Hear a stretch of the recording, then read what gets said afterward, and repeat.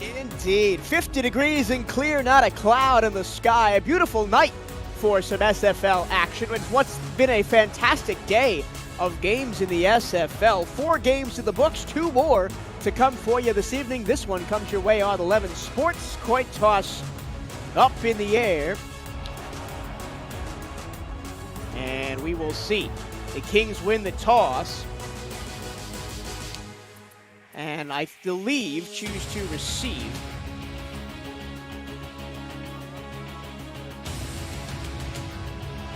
Well, I think whichever team gets the ball first here, Michael, you want to see them come out of the gate, get points on the board early. Both of these teams fell into holes in their respective games last week. I think whoever comes out gets an early lead is going to have a huge edge going forward through the rest of the night. Both of these teams can move the football, but the way they do it is very different. Let's play football on Saturday night. Mike St. Green with the run back from the goal line, breaks and tackling, gets out to near the 30.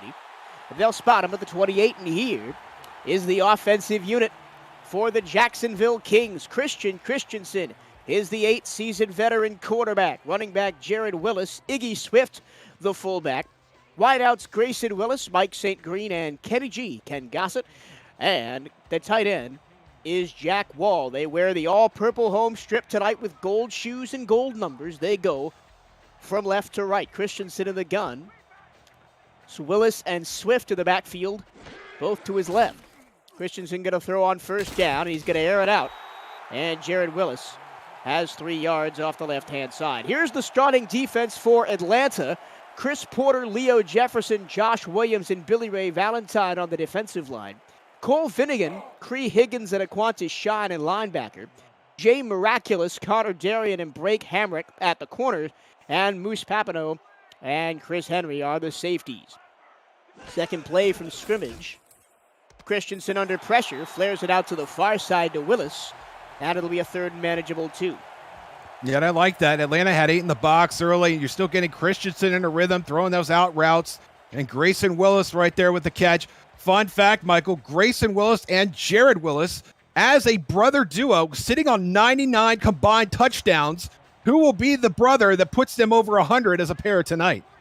It could be either of them, but I would put my money on Grayson because this Jacksonville team loves to air the ball out. Here's play action and a first down catch by Jared Willis out of the backfield. Willis, 95 receiving yards coming into the game on the season. Yeah, and I think you want to keep Jared Willis the focal point of the offense for as long as you can. Don't be hasty throwing the ball up. Don't take chances over the middle. This is early.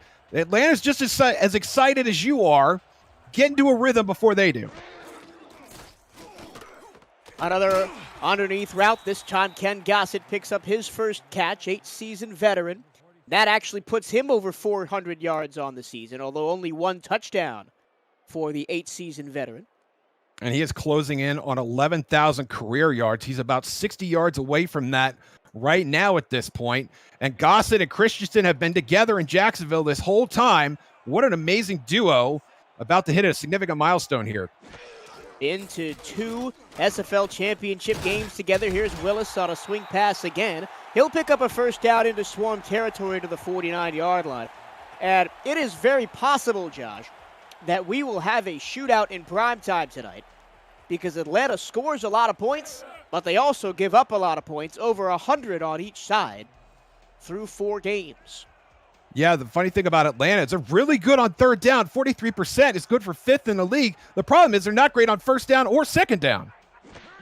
Here's a jump offside, play action, free play, floated into the hands of Willis. He breaks the tackle and gets to first down yardage up past the 40-yard line, where Connor Darien eventually made the tackle.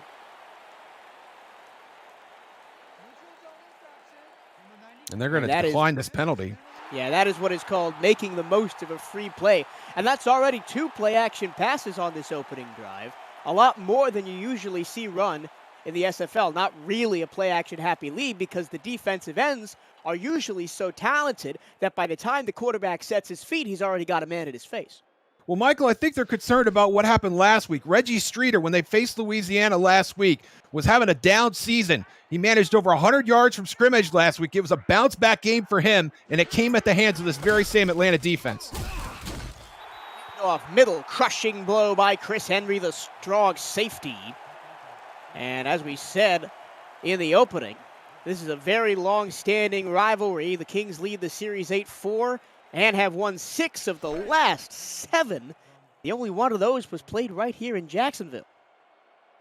Well, as Cameron said in the open, this is a fun rivalry. Both of these teams, a lot of legacy, a lot of postseason success, and both of them right now fighting to get ahead in the playoff race. Over the middle, in between the safeties, and caught.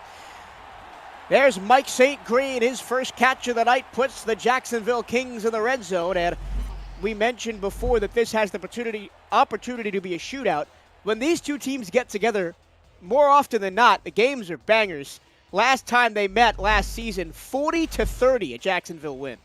Well, we might be on our way to something like that tonight. St. Green making a great catch against Blake Hamrack, the ninth-year corner. No slouch, making a big completion there. Christensen under center from the 14-yard line. Takes a 3-step drop, fires underneath short. And there's Jack Wall, the tight end, picks up 4. And it'll be second down and 4 from the 8. And Wall sitting wide open there, only 3 yards out past the line of scrimmage. But manages a big game, gets a couple of yaks. And now Jacksonville in a second and manageable here in the red zone, Wouldn't be surprised if Christensen looks to the end zone here. He does. Well, he doesn't look to the end zone. He looks to the air. Jared Willis shakes one tackle, then gets crunched down at the 4. Barely does not get a first down. So it'll be 3rd and 1. And wouldn't it be a confidence booster for the Atlanta defense to hold them to 3 here? Yeah, it really would. The problem is they have no idea what's coming at this point. Grayson Willis has been effective on the out route. They've been throwing to Jack Wall. They've thrown and handed off to Jared Willis. What are they going to see here on 3rd and 1? Christensen to throw. Willis, one-handed catch, and he rumbles into the end zone, untouched. Touchdown, Jacksonville. Yeah, and that was a great adjustment by Willis, getting that ball that was actually thrown behind him, managed to spin around. Atlanta did not do a great job of covering that flat, and he's able to saunter into the end zone to give Jacksonville an early lead. Look at this. Not a pair of neon socks in frame. And Willis, that's the easiest touchdown he'll score all night. 10 plays, 70 yards, and a 3-yard passing touchdown, and Christensen and company did it all like a hot knife through butter. The Swarm defense didn't really have an answer for the Kings early. And I think you have to buy me dinner now, Michael, because you said Grayson Willis was going to get that 100th career touchdown between the brothers, and it was actually Jared Willis. Jared Willis, you are correct. So you win our little wager. Up and through goes the extra point from Anthony Cece, 7-0. The Kings lead the Swarm. And now, from one of the best passing attacks in the SFL to one of the best rushing attacks in the SFL, it's time, if you haven't seen him before, it's time to be introduced to BDG Hollywood. And I'm very excited to be doing BDG. This is my first BDG Hollywood game. Sitting here on 11 Sports now, the living legend, first all-time in carries, yards, rushing touchdowns, and rushing yards. Over 15,000 yards from scrimmage. This guy has done it all. Talk about making an impact, just what he's done in the regular season and in the postseason. Can't wait to see some BDG Hollywood tonight, Michael. Gonna have to do it from deep in their own zone. Casey Morgan bottled up at the 17-yard line. And now behind quarterback Brian Dynasty, here is the Atlanta Swarm offense. I'll run you through it after the first play from scrimmage. The Swarm wear the road white trimmed in neon green and blue, one of the flashiest teams in the SFL in terms of color scheme. They go to the air. Dynasty escapes, throws the ball, intercepted. We don't get to see BDG. We don't even get to talk about the defensive and offensive starters because Bernard Gooden says, I'll take that. That's his first interception of the season. And look at the pressure coming. 5 defenders in Dynasty's face. This is exactly what Atlanta did not want. They were in a hole early. Dynasty has to put the game on his shoulders. Threw 5 interceptions last week. He's on pace to throw even more this week with his first one tonight, Michael. Well, that's 14 interceptions from Bryant Dynasty.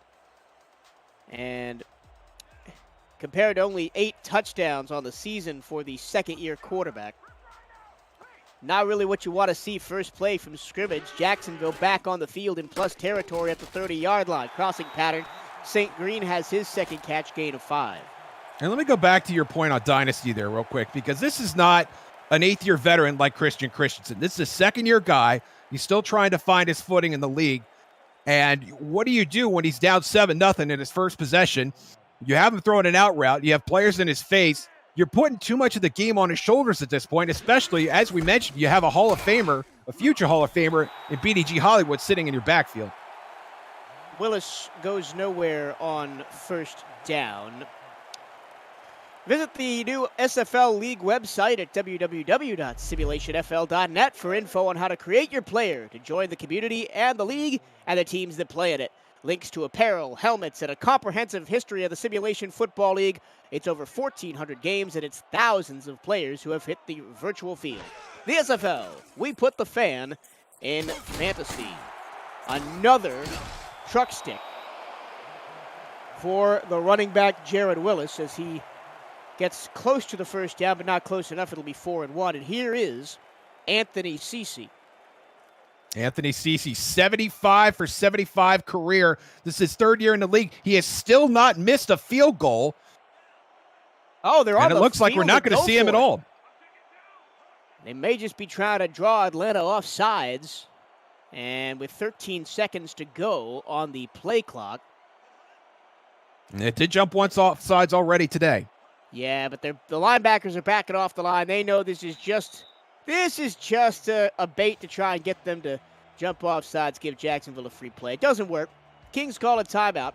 Now, usually, I am not a fan of this strategy. It's employed by a lot of coaches in this league to try and get the offsides jump. But early on in the game, first half, a chance to really turn the screws against the defense that isn't that great. I don't mind it in this circumstance. Well, I would like to see them run a play. I mean, they still have not stopped Jared Willis there. We saw in that last swing pass, they managed to stop him after 3 yards, but he's still getting positive yardage on that play. I think this is way too conservative here, and we saw them do this last week too. CC kicked 5 field goals in a lot of situations where they should have been going for it on 4th down. This time, CC puts it up, and the right foot of Anthony still has not missed, this time from 37 yards. Jacksonville turns the turnover into 3 points, and it's 10-0 Kings. Well, Michael, we're getting our shootout. At least one team showed up for it. We're still waiting for Atlanta. Granted, they've had one play from scrimmage at this point, but Jacksonville got their invitation to the shootout. We'll see what Atlanta does here on what will actually be their second play from scrimmage after they return this kickoff. Kick on the way from CC. Morgan takes it from 5 yards deep in the end zone, runs left and runs into a wall, and only gets 1 more yard than he did last time. These two teams have met all the way going back to 2017 when a fire alarm from SFL headquarters interrupted the broadcast.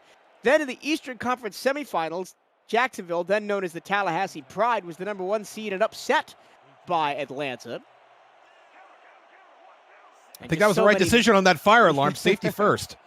And then, yeah, here's BDG Hollywood. Oh, boy.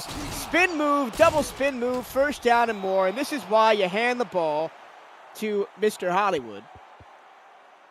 And this is what you do when you have a legend in your backfield like this. And you could see he's coming up against, he gets good blocking there, and nobody really touches him for the first 15 yards. He manages to shrug one defender off. And you can see this is a strategy that's going to work for Atlanta if they're willing to put the game in his hands. And right now, I don't see why they wouldn't want to do that.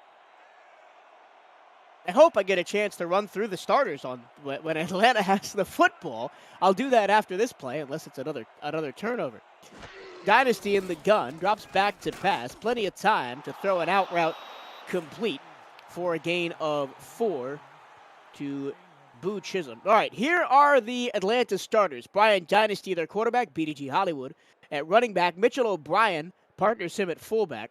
Boo Chisholm and Siege Falco, the wide receivers. Jamal Wooding and Will Todd are the tight ends. Jamal Wooding is another name we're going to have to watch out for when Dynasty does decide to throw it down the field.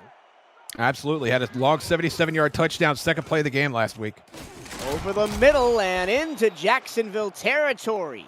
Not afraid to air it out is Dynasty, and there he hits Jamal Wooding, Johnny on the spot right after we talked about it. Yeah, that always makes you feel good as a broadcaster when something you expect to happen actually does happen. But look, right there in the middle of the field, all kinds of real estate. Ball gets right to him. And now Atlanta, after getting an interception, throwing an interception, on their first play, now finally in Jacksonville territory.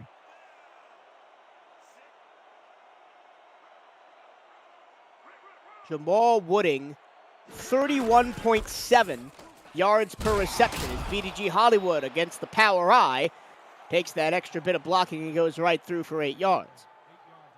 Yeah, getting outstanding blocking. And that linebacking core with two rookies, Jay Martin, Keenan Samuels, still both in their first seasons in the league, really struggling to contain this running attack. They need to do a better job here. And off left side, and this time the venerable defensive front for the Kings finds its home.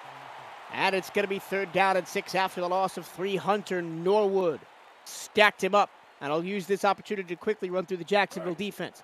Hunter Norwood, Taquan Hale, A.G. Pennypacker, and Mike All, the defensive line. Kay Jones, Jay Martin, Keenan Samuels at linebacker. Bernard Gooden, who has already picked off a pass. Rain Rie, Michael Sprouse at corner. Sukalamano and Alex Bond at safety. Dynasty, plenty of time to throw. Going to flare it out to Hollywood, but it's too far over his head. He's going to lose a yard, and a promising drive for Atlanta stops short at the Jacksonville 44-yard line. I have another stat about Jamal Wooding and his insane yards per reception. He has the best all-time yards per reception among tight ends that have more than 100 catches at 18 and a half. Oh my gosh. Why? That's a lot. Yeah. That's a first down and change every time he touches the ball. Oh, what a down.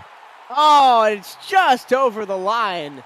So Jacksonville will start at the 20. It was a brave effort there to try and down the ball by Devin Lee, but he came up just short. Do not see a lot of special teams players diving to down that ball. Did not think about the forward momentum there. I think we see it a little bit too often with the slides from the 1 that take the ball into the end zone. Saw that in the last game. St. Louis, a bobble and almost an interception as Willis could not hang on to the football and just dropped it. But to finish my point, we saw that in the last game when DC had a chance to pin St. Louis deep, and they rolled the ball into the end zone when it looked to have stopped at the 1, and St. Louis obviously came back and won that game 16-14. 2nd and 10 after the incompletion. This time they hand the ball off to Willis, and he doesn't get anywhere. 3rd down and 9. Sector 6 is the official apparel provider of the Simulation Football League. Visit sector6apparel.com or our website at simulationfl.net for replica team jerseys and completely customized jackets, tags, or flags, t-shirts, and more that help each team stand out from their opponents. Get the gear the fans wear with Sector 6 at the Simulation Football League. 3rd down and 9. Let's see if Christensen airs it out. He's going to take a 4-step drop throw underneath, and St. Green has nowhere to go. And Atlanta will get a 3 and out and finally stop the Jacksonville train. And the Swarm might get some decent field position here. Still down 10-0 as we approach the end of the first quarter. And that's a clutch stop by Atlanta there. They only rushed 3. So they had 8 in coverage, and they were able to take away that underneath route. Good stop right when Atlanta needed it. Let's see if Morgan can do more with it, but he fumbles it. It's not been a great night for Casey Morgan. The ball was punched out of there by Ira Sharp, but thankfully, a green and white-clad Atlanta player was able to dive on the football and save Morgan from a little bit of egg on his face. And they still have good field position, and I still think they got positive yardage on the fumble. Sometimes it's better to be lucky than good. Here is Dynasty under center. three-step drop, throws it out to Chisholm, has plenty of room to run, and a blocker makes a man miss with a spin move, and gets into Jacksonville territory all the way down to the 44-yard line. That is what BDG Hollywood does better than anybody else in the SFL. That right there, with that little spin move. And that's also what Chisholm does very well, is getting these sneaky receptions. Had 7 for 134 last week. And I actually charted that game, and I had to triple check my notes to see that he actually caught 7 balls. On that last catch, BDG Hollywood became the first running back in league history to record 4,000 receiving yards, and he's got 5 more. As he takes another swing pass off the right-hand side. It's Swing City in Jacksonville tonight, both the Kings and the Swarm employing the swing pass to heavy effect here, as that likely was the last play of the first quarter as we're down under 10 seconds left. And I think that's what both teams want to be doing here. Don't test the defense early. Don't push it down the field till you absolutely have to. We have reached the end of one. It's Kings 10, Swarm nothing in an Eastern Conference showdown. We'll be back after this. This is the Simulation Football League on 11 Sports. Don't go anywhere.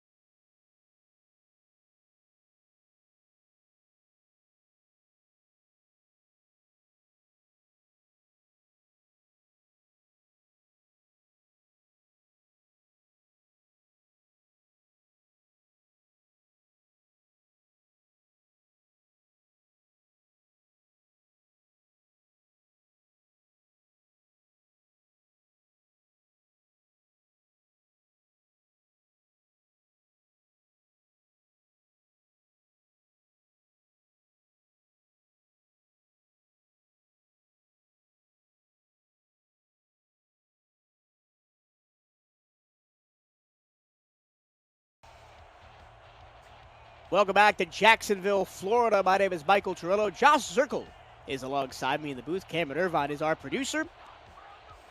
And Stephen Hecker and Jacob Clear are running statistics for us tonight. Fullback dive up the middle. The first carry of the night for Mitchell O'Brien. And it's going to be 3rd and short for Atlanta.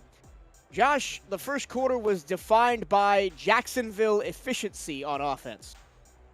Yeah, I really think it was. And this is an opportunity for them to kind of pace themselves, not do make some of the mistakes that they made in their game against Lone Star last week. A great first quarter for Jacksonville. Hollywood gets a block, and he's going to be run down at the Jacksonville 29, run down by number 29, Alex Bond. And Bond, another 8-year veteran here, 52 career interceptions, 3rd all time. But guess what? He could put a helmet on you too, and he does so right there, taking Hollywood down to the turf. Just underway here in the second quarter if you're just joining us. Jacksonville took the opening kickoff, 70 yards in 10 plays for the opening score, and then used an interception deep in Atlanta territory as Hollywood tries to spin out of a tackle, but he cannot avoid the rush of Keenan Samuels, the rookie first-round pick out of Tacoma. Yeah, Samuels was there, but Succo Lomano got in the backfield first. That free safety coming in on a blitz They managed to get Hollywood down around the ankles, and that was a team effort to take him down. Second down at 11. Let's see if Dynasty goes to the air. He's already thrown one interception tonight, which Jacksonville turned into 3 points on the very next drive. He does air it out to the near sideline. And there's Siege Falco's first reception of the night. And Siege Falco had 8 catches last week. He's a big part of this offense. And it's good to see him finally get worked in. And again, Dynasty, I think, playing smart here, working the out routes, putting the ball only where his receiver could get it. Got to manage the turnovers. The turnovers are what kill this team. They're dead last, I believe, in interceptions. They're the bottom 20 in turnovers as a team. 13, all those interceptions. Well, now 14 after one tonight. Dynasty goes to the air. It's tipped. It's there to be intercepted, but it eventually hits the turf. It was intended for Boo Chisholm, and Jacksonville gets a stop, and they'll have to trot out Sammy Steele to try the field goal. And Sammy Steele, we talked about Anthony Cece, but Sammy Steele has a budding legacy of his own, 31 of 33. And those 31 makes good for 25th all-time in the SFL, Michael. But only 9 of 11 this season, and this one is not a gimme at 43 yards. Steele has the ball placed in front of him, swings the right foot through it, sends it into the cool, crisp air and through the uprights from 43. 9:09 to go in the first half. Jacksonville 10, Atlanta 3. Atlanta has shown in their couple of drives, I don't count their first one, where it was a one-play and interception, but the 2 drives they've had since then, they've shown flashes of brilliance, mostly through Hollywood and a couple of long passes to Jamal Wooding, but they haven't been able to convert once they've gotten into Jacksonville territory. Well, the red zone has been a tough spot for a lot of the SFL teams that I've watched, in my budding young career as an analyst here. And I think that they were a bobble away from getting no points as opposed to 3 points. I think Brian Dynasty is going to have to tighten up a little bit even more. And if that means kicking field goals, that means trying to Sammy Steele out on every other drive, then that's what you have to do, because you have to avoid the turnovers. And Brian Dynasty is the sole culprit of what has been ailing this offense, I think, for the first 4 weeks of the season. Let's see if Jacksonville can make them pay for it. Had an empty possession last time they touched the football. Christensen hits the back of the head of Cree Higgins, the outside linebacker, as that was intended for Ken Gossett, and it's second down. Yeah, good for Cree Higgins. Did not make the stat sheet last week. No tackles, no TFLs, no passes defended. Well, you got yourself a defense there, Cree. Congratulations. You are on the stat sheet for week 5. And Cree Higgins, who is only in his second season in the league, is standing next to another all-time legend on this Atlanta roster, Aquantis Shine, 11 seasons in the Simulation Football League. Christensen back to pass. Underneath it goes to Grayson Willis. No, excuse me, that's Jack Wall. And he's going to pick up 7 yards. Aquantis Shine, second all-time in total tackles with 1,192 coming into the game. Only 3 players in SFL history have over 1,000 career tackles. Aquantis Shine is one of those. Eddie Gage is number 1 with over 1,000 more, or over 100 more. That's a nice catch through traffic by Ken Gossett as he gets up close to midfield. Gossett very impressive in the loss to Lone Star. 140 yards receiving, but did not find the end zone. No, they had trouble finding the end zone as a team.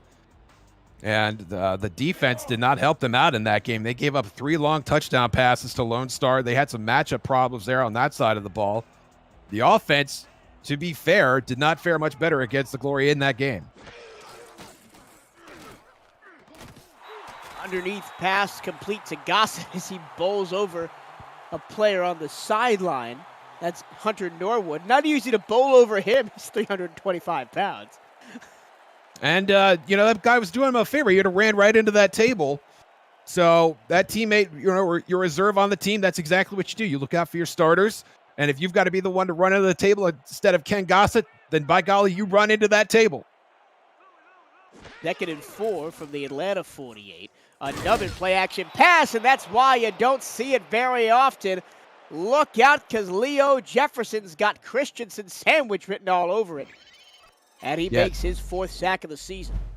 And he had a sack last week, got another one this week, had play action. And I think Jefferson actually got fooled for a second looking for the ball, and Christensen pulled it back out. Jefferson got himself a sack. Great move on the line, great penetration by that Atlanta defense. Jefferson's matched up with Gus Lewis, the center, and that time he just burned him. Now 3rd and 13. Christensen going to have to look deep here. He's got plenty of protection, but only goes underneath the Gossett. And he has, pardon my unintentional pun, swarmed under at the 49-yard line. And it's going to be another empty possession for Jacksonville and a chance for Atlanta to potentially tie this game. I see what you did there, Michael. And yes, Jacksonville is going to punt here. And Bryant Dynasty and BDG Hollywood have a chance to actually tie this game. And now we have a flag. Marker down. Even if it is offside, it's not going to hurt them because they were more than 5 yards away.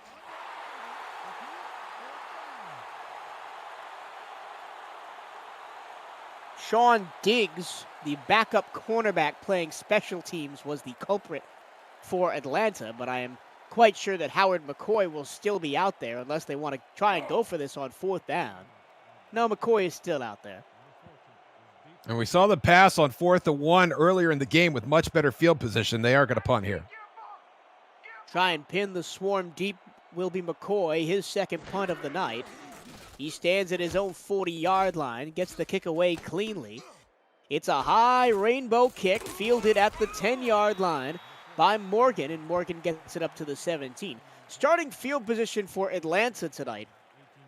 Their own 17, their own 18, and now once again, their own 17. So Jacksonville special teams has been doing their job. Yeah, a lot of hidden yards coming into effect here. Jacksonville holding on to this lead. And they've done a good job of pinning Bryant Dynasty back. He's been in the shadow of the goalpost for most of this game. 1st and 10 from the 17-yard line. Dynasty under center. He throws it out to BDG Hollywood, and the spin move doesn't work that time. Excellent wrap-up for Jay Martz, the rookie out of Annapolis. Yeah, I think Mart is really an X factor in this game. He had a sack at 2 at TFLs last week, and I think him getting involved in the run game, but also getting pressure on Dynasty is going to be huge. Jacksonville had some matchup issues because the young rookie was not on the ball, but so far looking to be on the ball tonight.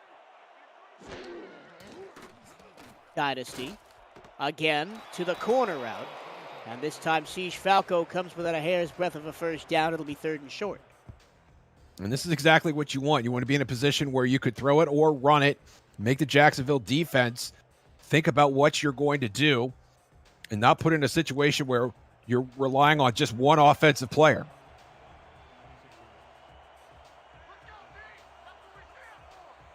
Formation, wouldn't be surprised to see a Chisholm run here, or excuse me, a Hollywood run here. It will be a Hollywood strong side run, and it's going to be blown up in the backfield by the defensive line of Jacksonville. Keenan Samuels eventually brought him down, but it was a group effort by the Kings. Yeah, Samuels had a TFL last week and gets himself another one. Probably will get credit for that tackle. And Atlanta, a very untimely 3 and out here as we're winding down in the 1st half. Jacksonville's going to get one more bite at the apple here, Michael, to put some more points on the board. 5 minutes to go, up 7. They're going to have decent field position as Chris Smith gets that punt off from his own 10-yard line, as Mike St. Green doesn't get much on the return, but it's still the Jacksonville 45. And from the opening kickoff, we said this was going to be a barn burner, and it may still be that, but the offenses have really slowed down after the 1st quarter. I think the defenses have really stepped up, Atlanta especially, and they've really responded on Jacksonville's last 2 drives, and I think they need to respond here again. Jacksonville's not going to be in any hurry to throw the ball here. We're going to see a lot of this. Tackle from behind on Jared Willis. A potential record-breaking night for Jacksonville. Be the 2nd franchise in SFL history to reach 100 wins. They've sat on 99 the past 2 weeks and haven't got over the hump yet. Can they do it tonight against locally their closest rival? I'm sure they can, but will they? No step drop and batted away from Ken Gossett. And that's Joshua Williams, the defensive tackle back there, getting the knockdown. Leads the league with 11 tackles for loss, does Williams. And getting involved in the passing game a little bit, too. Maybe he wants to play some nickel corner. Might have to talk to the coach, see what he says about that. I would love to see a 6'4", 305-pound man play nickel corner. You might be the only one. 3rd down and 8. Again, short of the sticks is Gossett. He's going to stretch for it, and he's going to be half a yard short. Jay Miraculous with the tackle. And that was a miraculous effort, keeping Gossett from getting the first down. And from what we've seen from Jacksonville tonight, that might be enough to force a punt. It depends on what the offense wants to do at this point. Well, the offense is back out on the field. The ball is resting practically over the line to gain at the 45-yard line. They've already tried to draw these swarm offsides once. They're going to snap it, and it's knocked out of the air. Fantastic play by Cree Higgins, and he has 2 passes defended on the drive, and he forces the turnover. And you don't see this a lot from a second-year player sniffing out the play right before it happens, but he is on that. And that's a matchup you think you'd like. Gossett against a linebacker, but Higgins just uses his athletic ability, gets up in the air, bats that ball, and that not only shuts down the drive for Jacksonville, but I don't know if anybody was behind Gossett to stop him from getting in the end zone. Higgins short for a linebacker at only 6'3", but he uses all of his frame and wingspan to knock that down. And now with just under 4 minutes to go in the half, Atlanta has a chance to do some damage here. Hollywood a spin in the open field and picks up 8 yards, and I want to see them run that play every single time. Get their workhorse into as much space as possible. Yeah, and I'd like to see James Dunn actually finish on his block. Look at number 73 here. He's got 2 guys there and lets them both go by so he could go ahead and block the cornerback, Bernard Gooden, excuse me. Need to buck up a little bit, Mr. Gunn, and block yourself a linebacker or a D lineman. Just under 3.5 to go here in an entertaining, albeit low-scoring, first half of action. Dynasty, hit as he throws, launches it all the way down there. It's knocked away by Alex Bond. He was looking for Jamal Wooding down the field, and we've got a game break. Here's Cameron Irvine at SFL Studios. Thank you, Michael. Mike St. Green, the rookie, needs to learn a lesson. Don't throw back across the field. Yeah, Cam, Colin Pierce continues to struggle with the turnover bug right here. Iverson Gamble with his 3rd pick 6 of the season. Arizona goes up early, 7-0 against Vegas. And that ties an SFL single-season record for defensive touchdowns as Atlanta's moving with Jamal.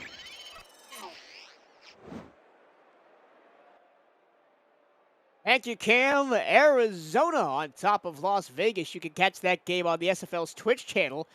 And guess what else you can catch? Jamal Wooding making a fantastic grab in double coverage, because that's what he does. Outstanding job on the corner route. Forced Alex Bond to take him down. He was the only man standing between Wooding and the end zone. Approaching the red zone here are the Swarm. 2.5 minutes to go.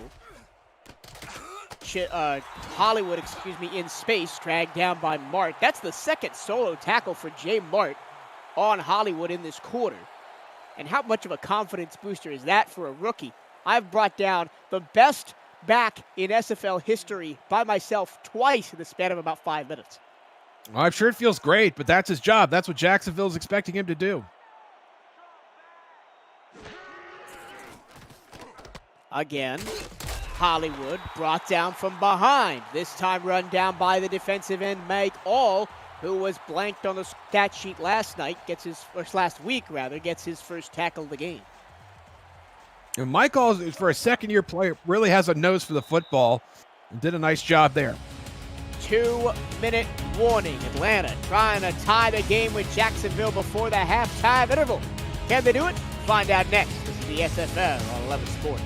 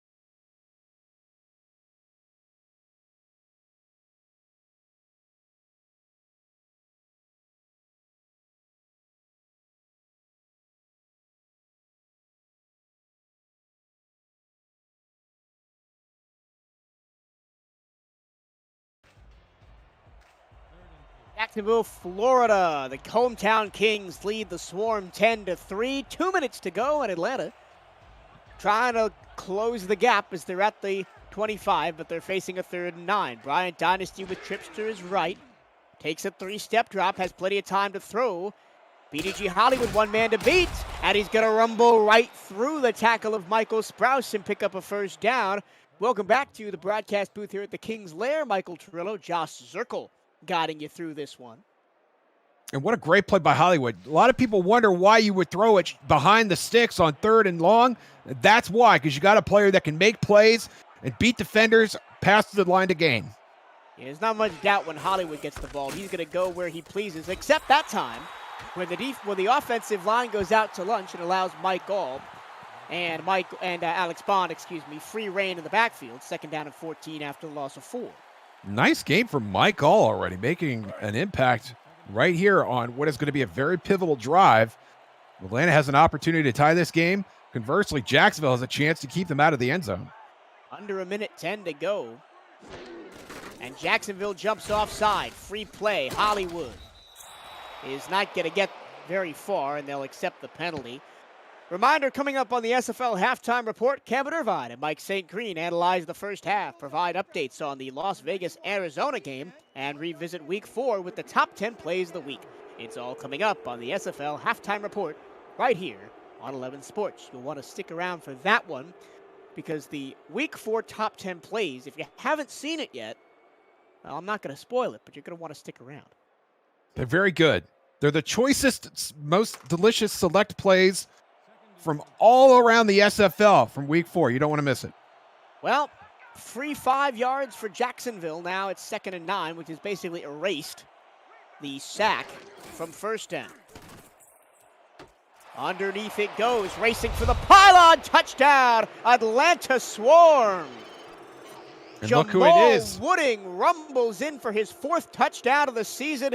He's always there when you need a big play. He outruns the corner and gets 6 points for the Swarm, and they're an extra point away from tying it up here right before the half. And a rough day for Michael Sprouse at the office. Gets trucked by BDG Hollywood, and then 2 plays later gives up the touchdown catch that ties this game to Jamal Wooding. Sammy Steele on for the extra point. Hit a 43-yard field goal to open the scoring for the Swarm. And now with his right foot slices through the football and ties us up at 10 with half a minute to go in the first half. 8 plays, 43 yards. And they really made the most of that turnover. They forced a 4th down turnover on Jacksonville at about midfield. And they made the most of that. And now if you're Jacksonville, you've got a decision to make. We haven't seen Christensen unleash the dragon at this point. Do they want to try and get the ball downfield hastily with a couple of plays and maybe get 3 points or even 7? Or are they going to run out the clock here? And then kneeling in the end zone suggests that it might be the latter, Michael. I think we might see a couple of Jared Willis runs, and they go to the half. All tied at 10. Remember, Jacksonville in search of franchise win number 100.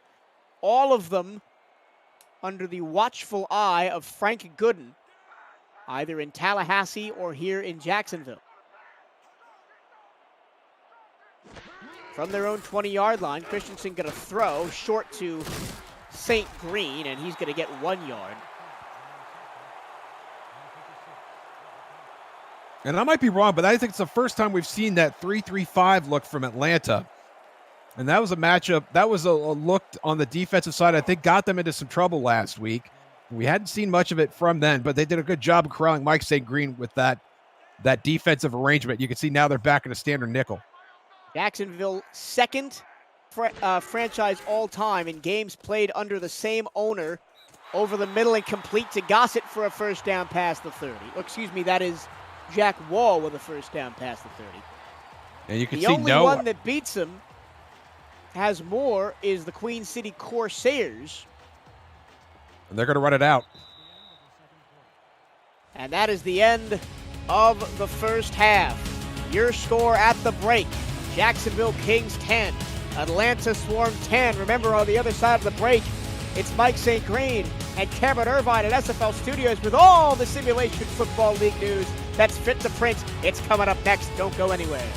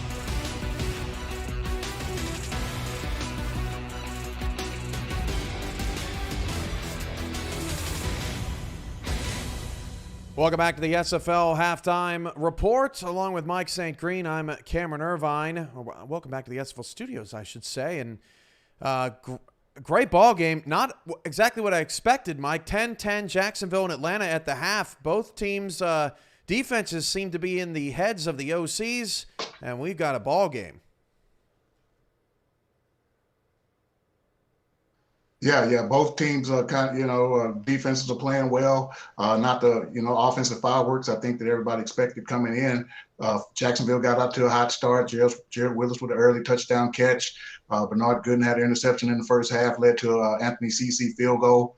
But then, Atlanta came right back with a field goal of their own from Sammy Steele and a late touchdown pass to Jamal Wooding from Bryant Dynasty to get them back in the game. We tied at half. Yeah, kudos to Atlanta. I mean, they looked down and out early, like it was just going to be a repeat of last week. They really collected themselves and got it together. In other action going on right now, Arizona and Las Vegas, as I dip over in the studio to see what's going on over there. Arizona has forced 3 turnovers on 3 Las Vegas possessions, and they're winning in a rout right now, 14-0, trying to make it 21-0. This is the first big blowout that we've seen in at least a couple of weeks. Well, this game is still early, Cam. Las Vegas, we know, is an explosive team. John Blades comes in leading the SFL in receiving yards with 616, as well as 7 touchdown catches. So, long way to go in this game. Arizona has given up, a ton of points the first few weeks of the season. So, they're up early, but we'll see how it plays out. Wow, another touchdown right there. Actually, no, they ruled him out. Oh, I was gonna say, I was gonna say something. No, they got it, but they're gonna challenge. Anyway, all that action. If you want to catch all the SFL action in full, the SFL Twitch channel has that Las Vegas Arizona game in full. Ryan Yosef and Mark Lopez on that call. But for now, Mike, we saw a tremendous amount of top 10 plays in our last game between Vancouver and Los Angeles. That was a fun one, full of highlights.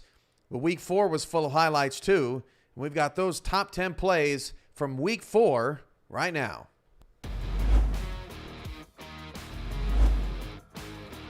Refs are signaling first down, now in field goal range. Wigmore throws, tip drill, and Is it? it's complete. Caught?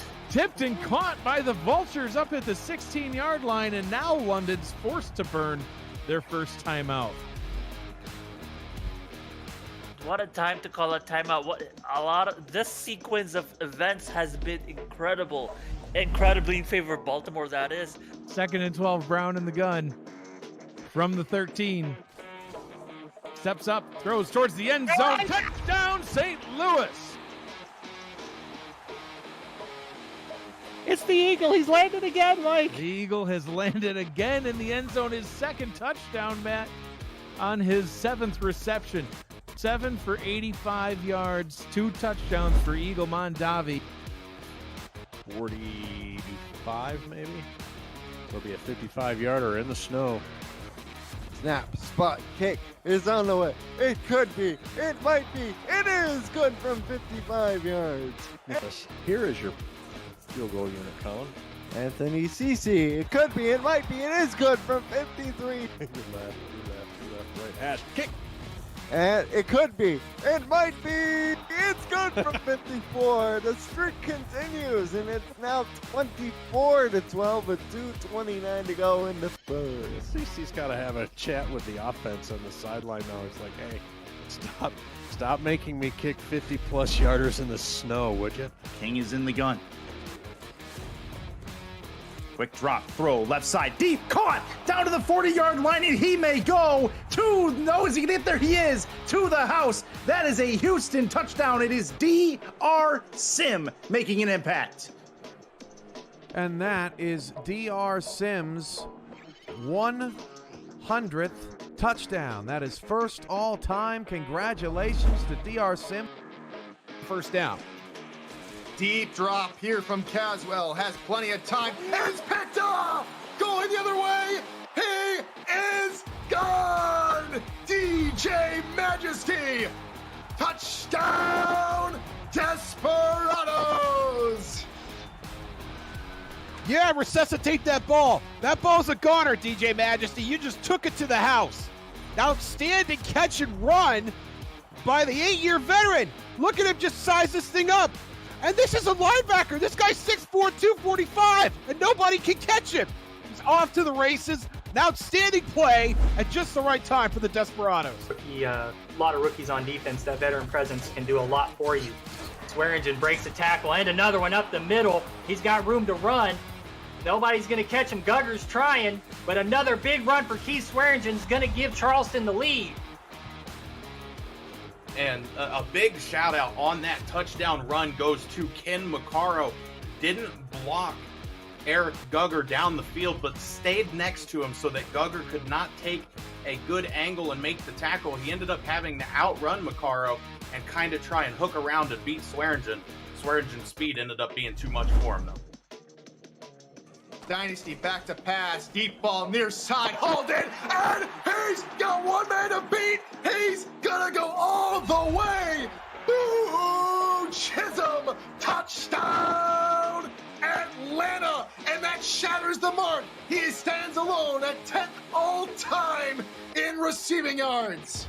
Oh, it's getting scary in here. Chisholm just hustles down the field. It's a simple go route, a great football place by Dynasty, and he is off to the races again. It is nothing but revolution in his dust. Just what they needed and not a single yard more. Sully going towards it, picked off. That's ball game. And the Stormer looking to run it back the other way. He is in open field, down the sideline. Touchdown, Storm.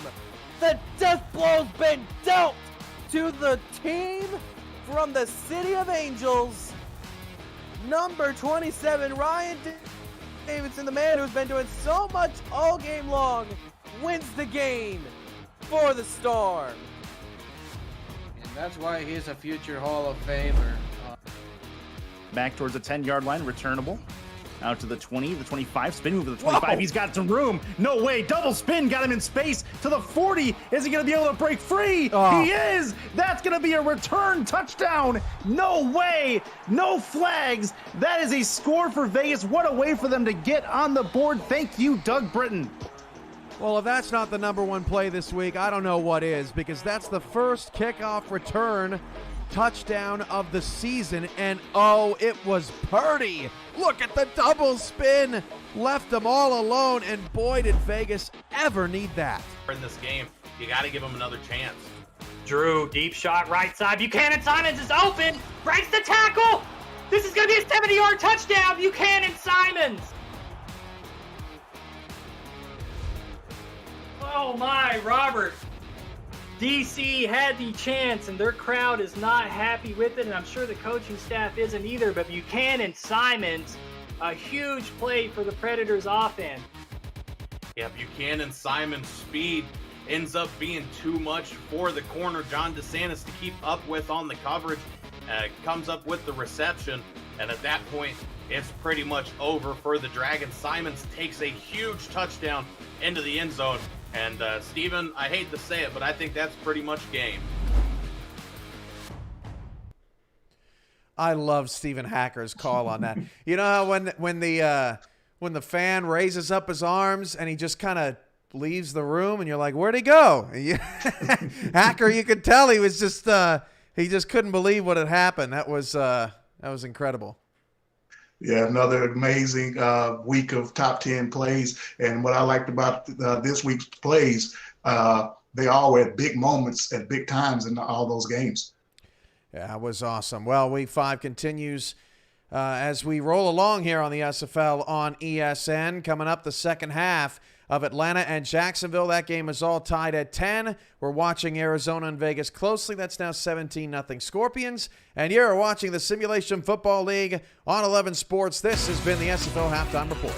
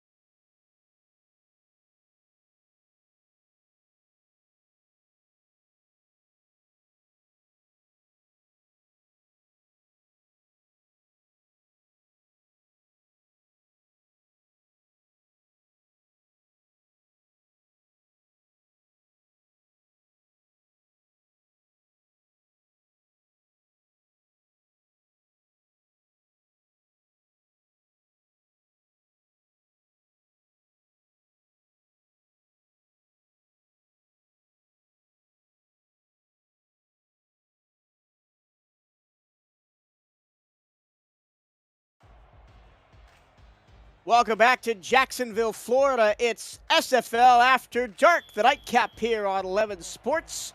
It's the Jacksonville Kings and the Atlanta Swarm. We're tied at 10 after one half of play. My name is Michael Tremello. Josh Zirkle is alongside me in the broadcast booth. Stephen Hacker and Jacob Clear are with us on stats. Cameron Irvine is our producer. And again, Atlanta is going to be deep in their own territory as Casey Morgan cannot break free of the Jacksonville special teams.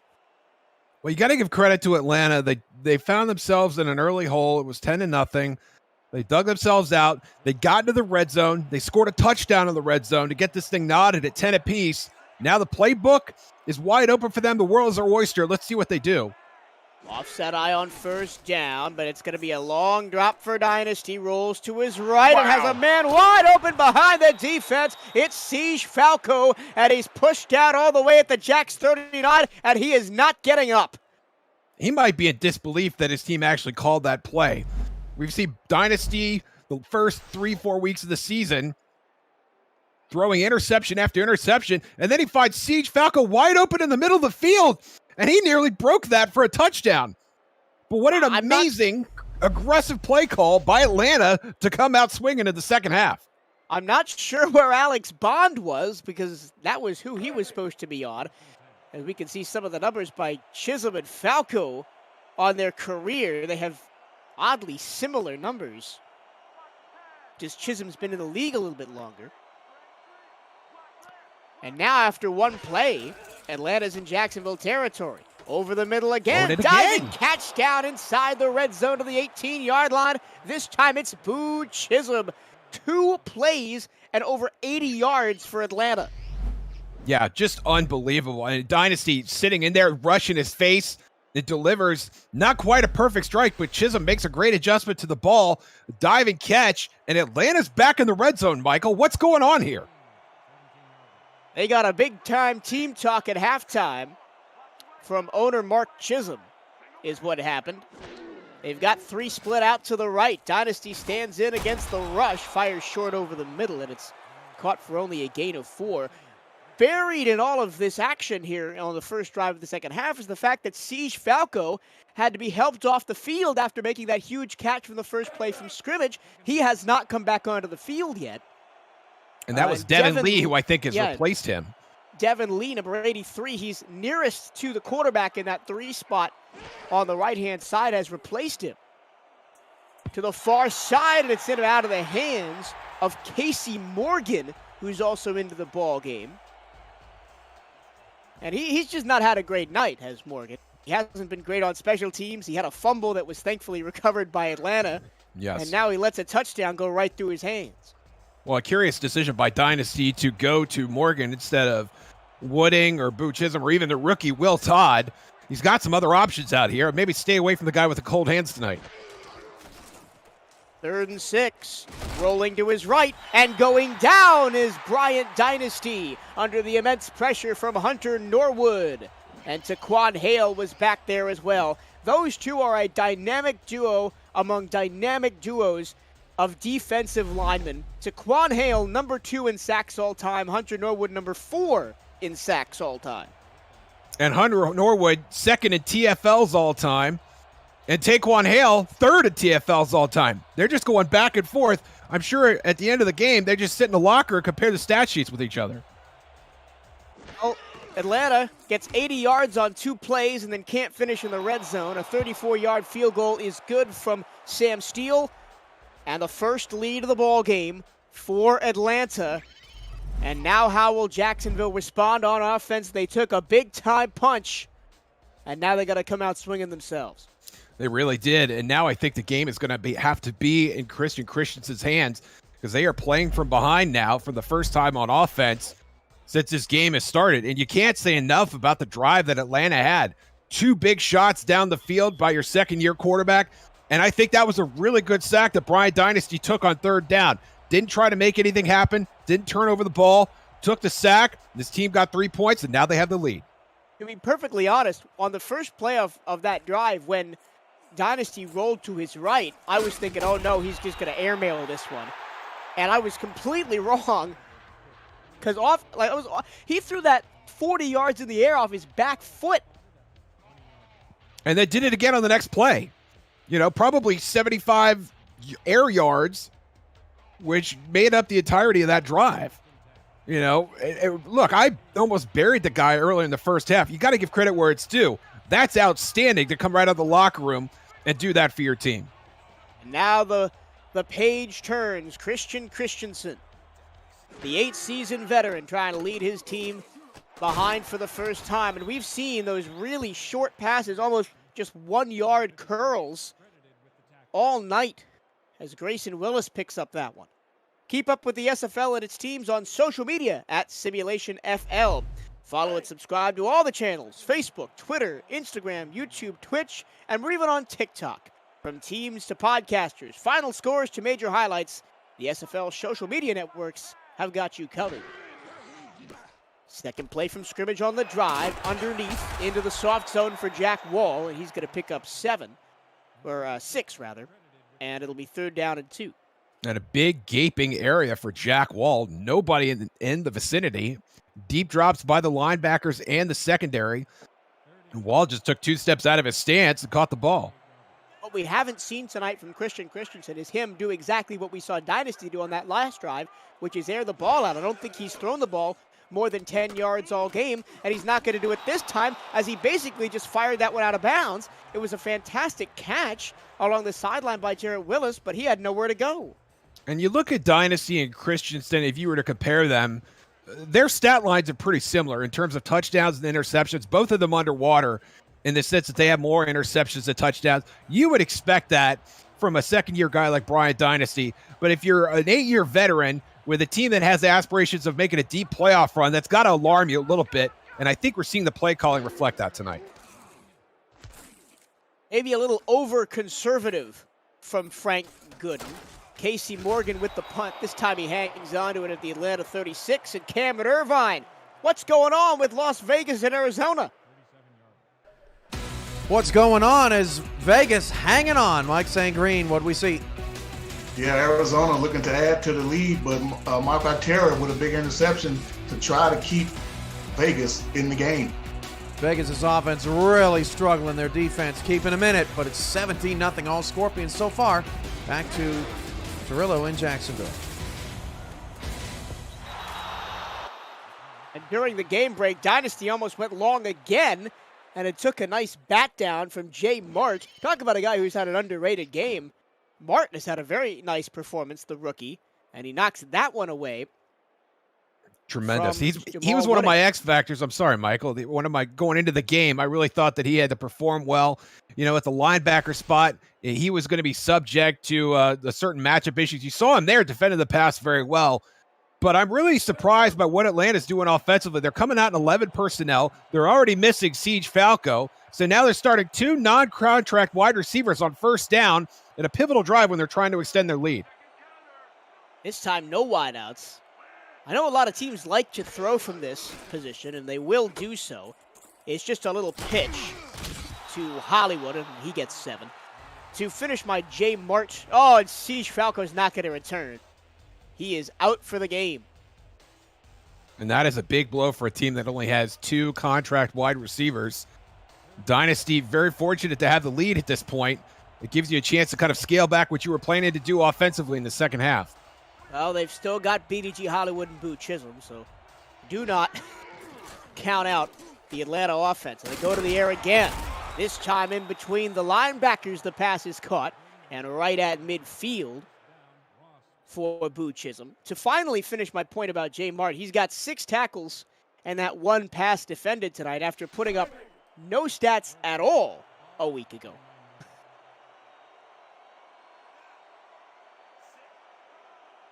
First and 10, power I formation.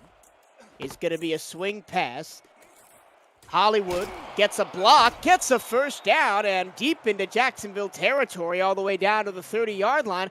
And that's just what the speed of Chisholm will get you, or Hollywood, will get you, because I didn't think that play was going anywhere when it first developed. And if Jacksonville can't stop this, they're going to be in trouble, because Atlanta would love nothing more than to just throw these conservative swing passes behind the line of scrimmage and let Hollywood do whatever he wants with it. They're down to 1 wide receiver, 1 tight end, and a rookie tight end, and they would love nothing more than to keep this game in the hands of BDG Hollywood. And they're going to do it again. Same swing pass, and I think he tried to spin but tripped himself up in the hands of Jay Mart, who makes his 7th tackle of the night. And the spin cycle met the smash cycle there. Great contact at the line of scrimmage by Jacksonville. Dynasty over 200 yards on the night. Atlanta with their first lead of the ball game, trying to extend it. They're inside the Jacksonville 30 here with 5.5 minutes to play in the third. Over the middle, into coverage, and into the end zone. Like a hot knife through butter, it's Atlanta with another touchdown. Jamal Wooding is in the end zone again. And there he is. Just goes right through. Look at all that green grass. He's like a dairy cow out to graze before the morning milking. There's nobody around him. He could have just walked into the end zone if he wanted to. Jamal Wooding, we all knew he was going to be a big factor in this game. I didn't think it'd be quite this big this soon. And Atlanta has a chance to make this a 10-point lead, Michael. 6 plays, 64 yards. And guess what? It's another big catch for Jamal Wooding, 29-yard pass reception. I remember that he has an 18.5 yards per reception, and that's over his entire career. Up and good goes the extra point, and now Atlanta has gone from down 10 to up 10. Does Jacksonville have a response? Find out next. This is the Simulation Football League on 11 Sports.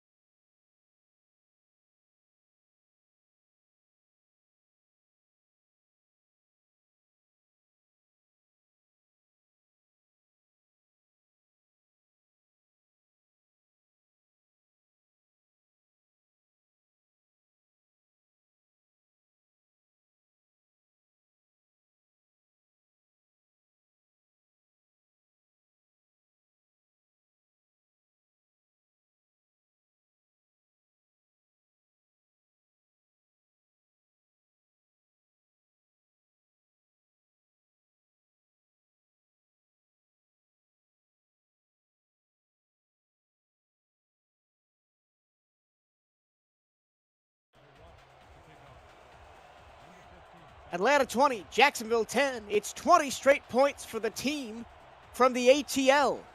And the Swarm are swarming all over the Kings so far. Michael Travello, Josh Circle here with you. Halfway through the third in this pivotal Eastern Conference matchup. Remember, Jacksonville looking for their 100th franchise win. And they'll start at their own 25 after the return from Mike St. Green. Josh, put yourself on the sideline in Frank Gooden's shoes. Yes. How do you tweak this offense to get back into this game? Because they were dominant for the first quarter and a half.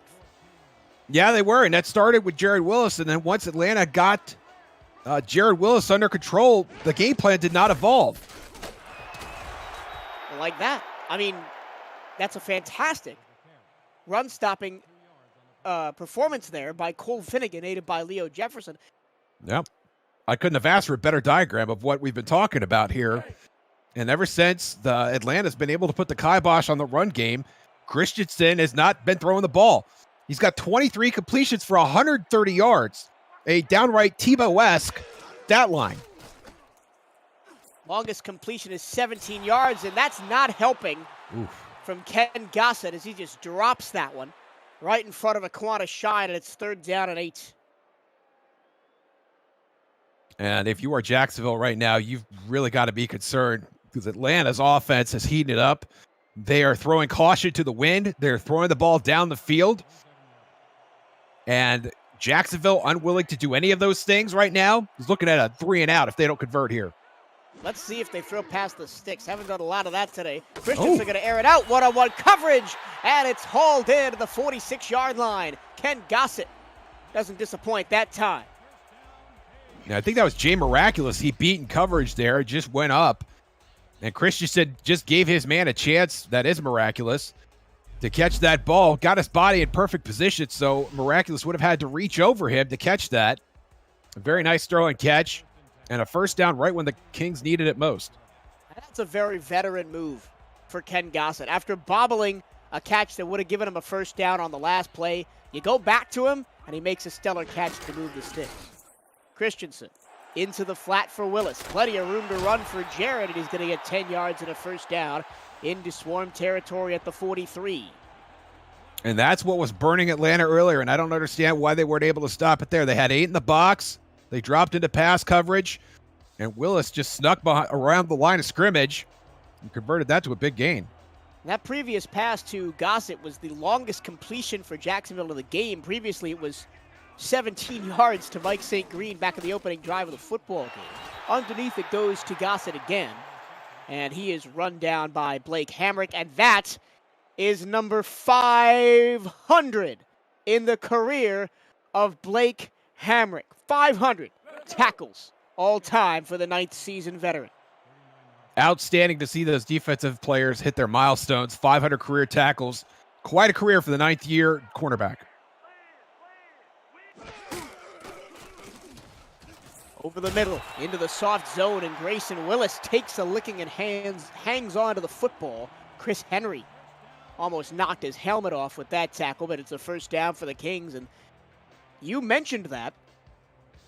They needed to go back to what was working before. This is what was working before. Finding receivers in space and setting up the run game. Grayson Willis putting his body on the line to catch that ball also. Down to 3 minutes to go in the third. Christensen again into the zone. And it's caught by Mike St. Green for a 9-yard gain.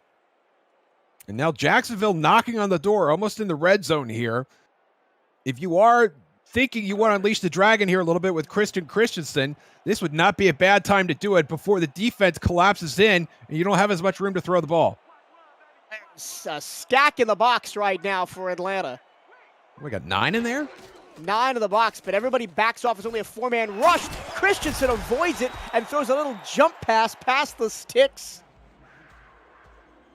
And that's Iggy Swift, the fullback, his first touch of the ball game.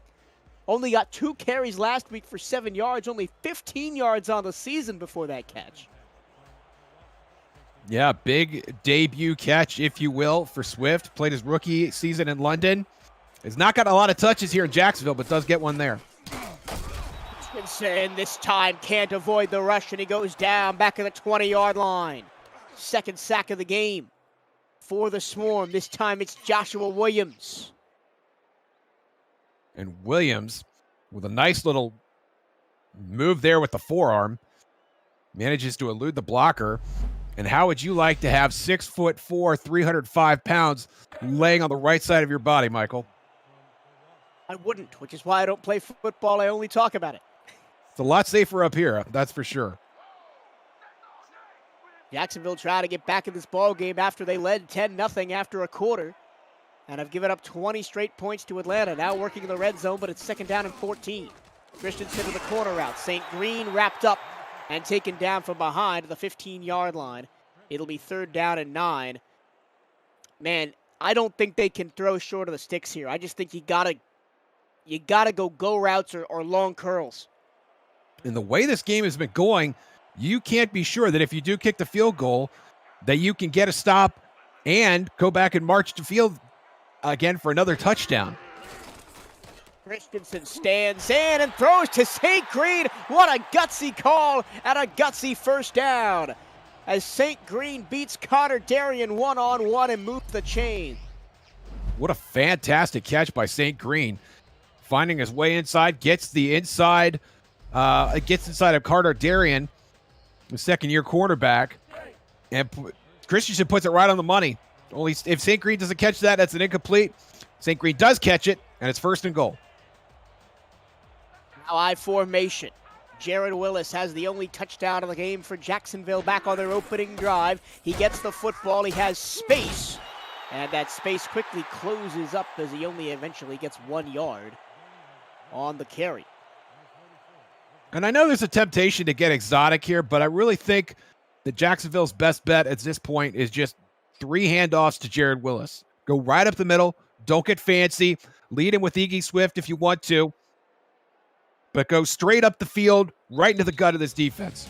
Well, we'll have to see if they listen to you after the break. 4's up in the chat at twitch.tv/FTF. Next, we head to the final quarter of play. Jacksonville trying to run down Atlanta. This is the Simulation Football League on 11 Sports.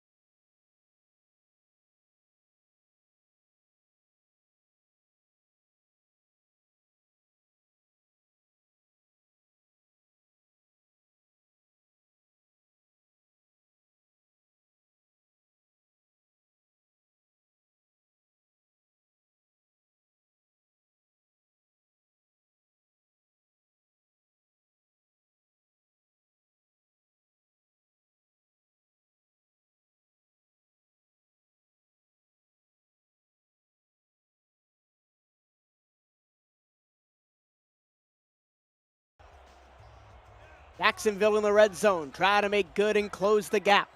2nd down and goal from the 4. Christensen. The handoff goes to Willis, and Willis untouched into the end zone. Touchdown, Kings. And just like that, it's an extra point away from being a 3-point game once again.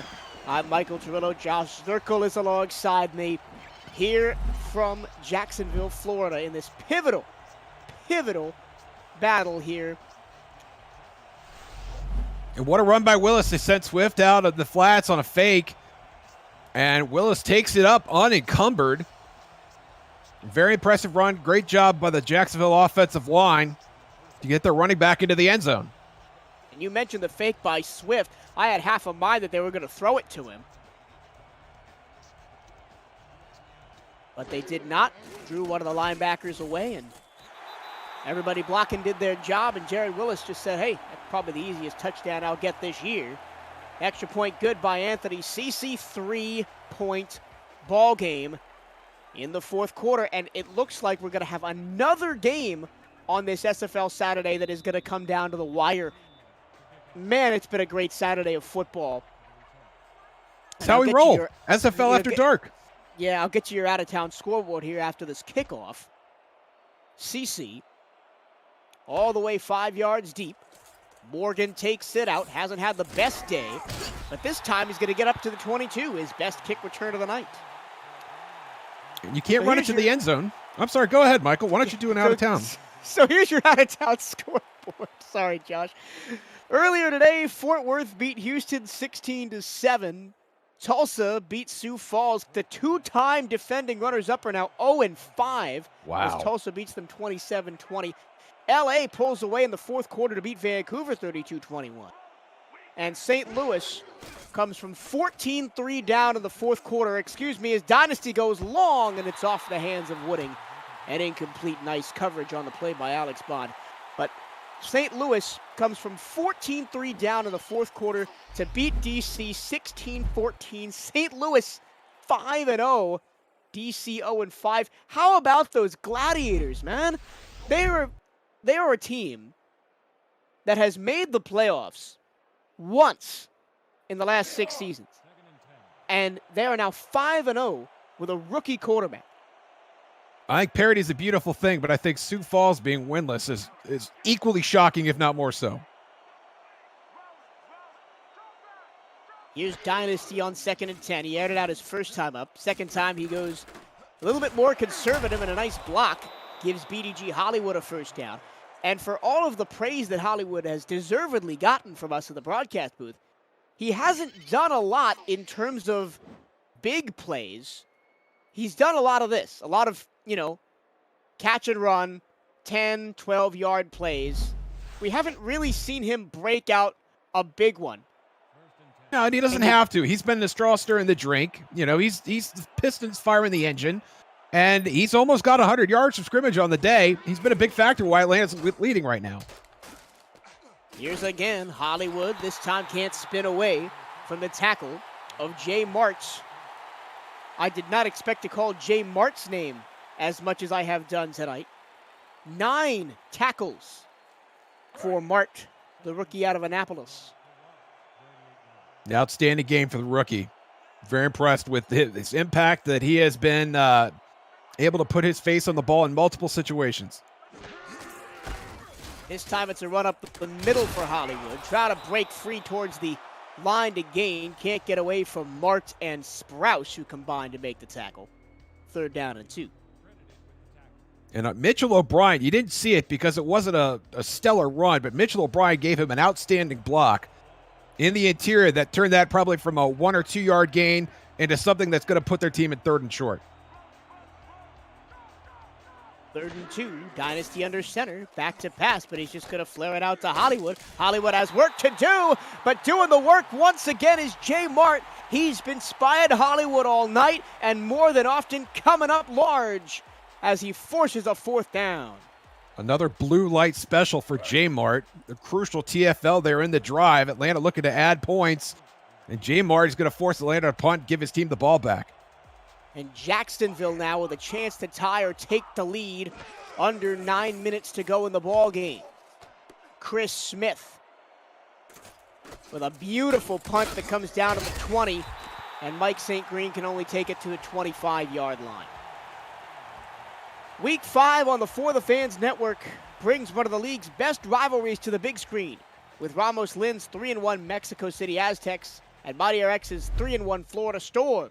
Network-wide coverage begins with the conclusion of Lone Star in London, and later, bonus coverage. It's the newest rivalry out west, Portland and San Diego. Coverage starts at 8 p.m. Eastern. The SFL on For the Fans. Football season is just beginning. Jared Willis up the middle, 1 yard. Tomorrow, here's the entire slate tomorrow. 4 p.m. Eastern, Denver and Louisiana are on FTF. And Carolina and Charleston are on the SFL Twitch. 6 p.m., Queen City and Baltimore are on For the Fans, as Lone Star London are on the SFL's Twitch channel. And then the nightcap, Mexico City and Florida on For the Fans, and Portland and San Diego on the SFL's Twitch. Across it goes. And we have a 3rd down and 5 coming up. But before we get to that, we go to Cam and Irvine for a game break. Thank you, Michael Torillo. Mike St. Green, are we looking at the Defensive Player of the Year in this game? Maybe so, Cam. Right when Las Vegas was looking to get back into this game and get on the board, Iverson Gamble comes up big with his 3rd interception of the game in Arizona, then turned that into an 80-yard touchdown pass from Ashley Jackson to James Hands. They're up 27-0. It's a rout, and it's more dominance off of the Atlanta defensive front. Back to Josh Circle, Michael Torillo, and the rest of the gang in Jacksonville. Thank you, Cam. Iverson Gamble putting on a show out west, while on the eastern seaboard, it's Atlanta's defense doing the job as they force a quick 3-and-out after the sack from Leo Jefferson. Yeah, this is a bad spot for Jacksonville. They're kicking the ball away. Atlanta's going to get this ball with about 7 minutes to go. They could conceivably run a big chunk of time off of this clock. Morgan hangs on to the football, and Atlanta will start at their own 38-yard line. And they got one of the best running backs in the league to do it with, BDG Hollywood, although a lot of his carries, or touches rather, end up out of bounds because he takes so many swing passes. I think we might see a couple of more runs up the middle here on this drive, trying to drain the clock. 7 minutes to go, and Atlanta up by 3. Well, Jacob Clear, our stats guy, has Hollywood at 22 touches on the night. I think him running out of bounds once or twice and avoiding contact might not be the worst idea.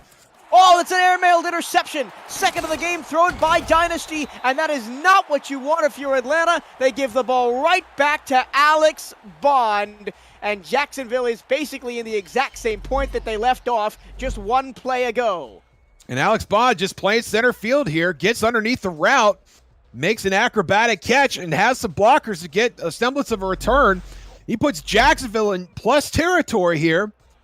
52 career interceptions coming into the game. Michael, we can make it 53.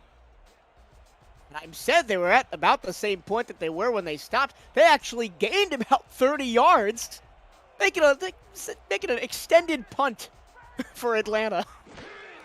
So Jacksonville has the ball back after only one play. Second time that's happened in this game. And now Jared Willis turns on the Jets and gets 9 yards. And you have to, if you're Atlanta, you have to second guess the decision for Brian Dynasty to put the ball back in the air.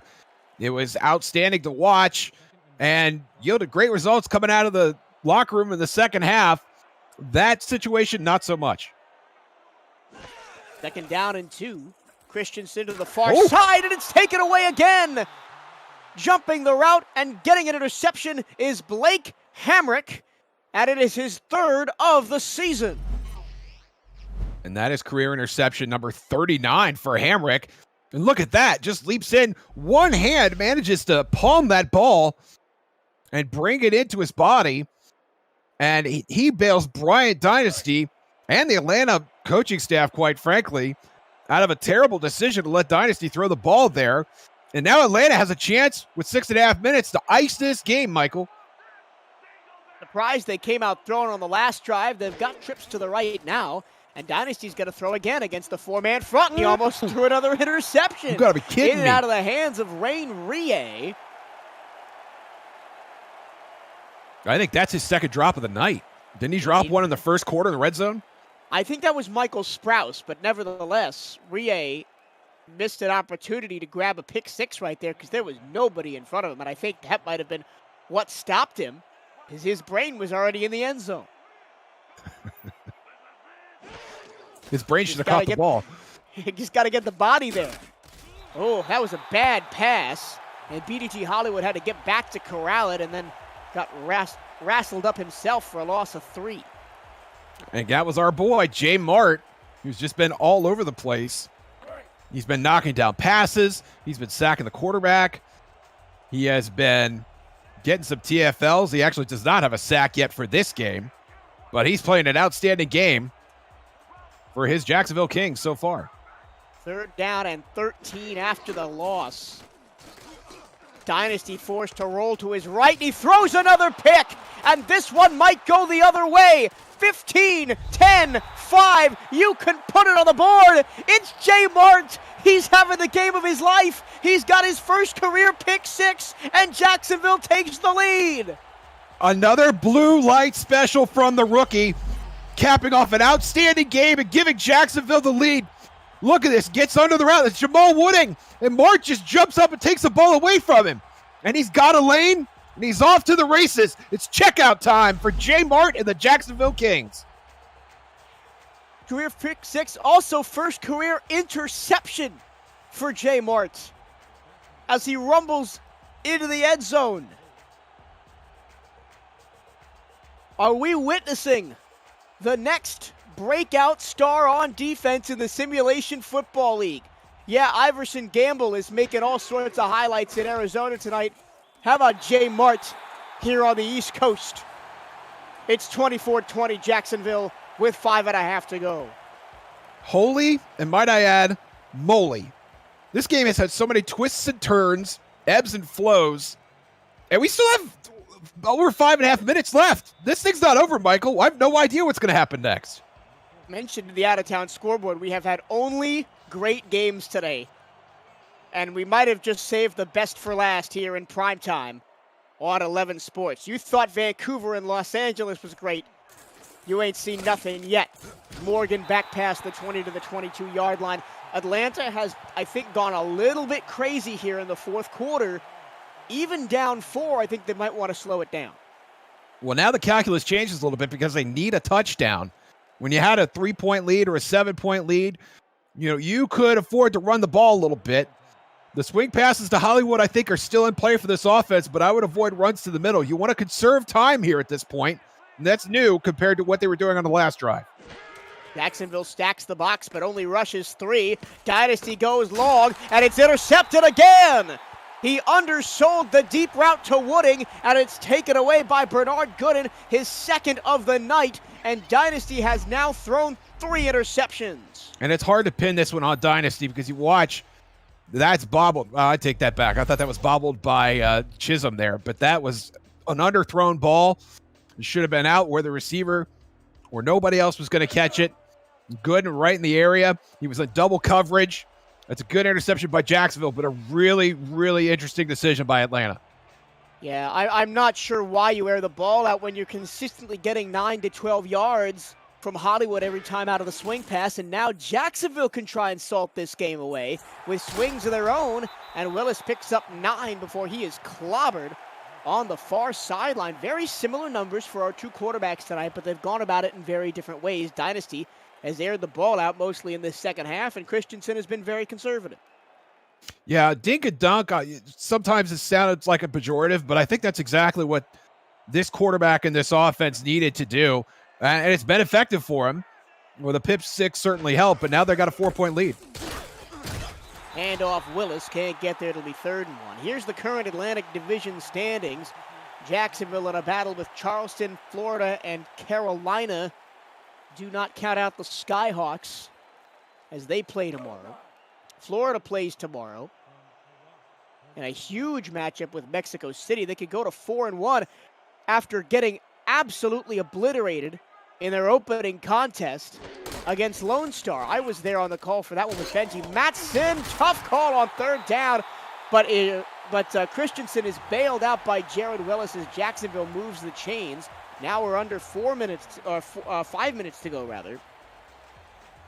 And this is what Jacksonville needs to do. You've got the lead. You've got the ball in opposing territory and plus territory. You don't need to do anything except hang on to the football and burn clock. And Jared Willis did both of those on that play.